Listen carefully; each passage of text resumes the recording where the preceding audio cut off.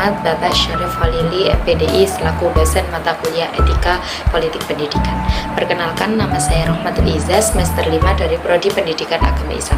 Di sini saya akan menjelaskan tentang macam-macam pendidikan di era penjajahan Belanda di Nusantara.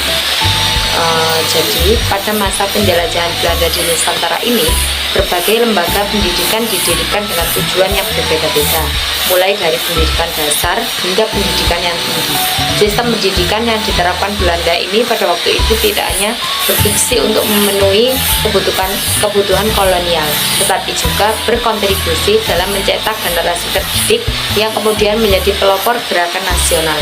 Salah satu lembaga pendidikan yang didirikan adalah Sekolah Rakyat Volkschool, yang merupakan sekolah dasar untuk penduduk pribumi dengan kurikulum dasar dan bahasa pengantar lokal.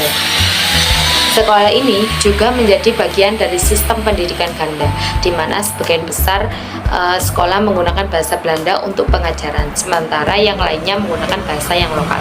Setelah itu terdapat sekolah kelas 2, yaitu Tweede Kelas School, yang merupakan sekolah lanjutan tingkat pertama, yang melanjutkan pendidikan dari Volkschool. Di sini bahasa pengantar sudah mulai menggunakan bahasa Belanda, tetapi tetap terbatas bagi kalangan pribumi. Terus yang lanjutnya adalah sekolah kelas 1, Eerste Klas School, yang menawarkan pendidikan lebih tinggi dan lebih banyak menggunakan bahasa Belanda sebagai pengantar serta pembuka untuk anak-anak elit yang ada di pribumi. Terus ada lagi yaitu sekolah Hollands Inland School, yang disingkat dengan HIS, adalah sekolah dasar dengan pengantar bahasa Belanda yang ditujukan bagi anak-anak pribumi dari kalangan menengah ke atas, yang bertujuan untuk mempersiapkan mereka melanjutkan ke pendidikan yang lebih tinggi.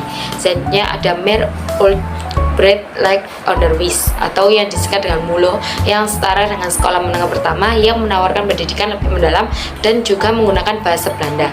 Pada tingkat yang lebih tinggi lagi terdapat sekolah Algemeen Middelbaar, atau yang disingkat AMS, sekolah menengah atas yang memberikan pendidikan umum dengan kurikulum yang lebih luas, mempersiapkan siswa untuk ke perguruan tinggi. Selain itu ada juga sekolah kedokteran atau Stovia yang dibentuk untuk melatih dokter pribumi dan menjadi salah satu institusi pendidikan tinggi pertama di Hindia Belanda.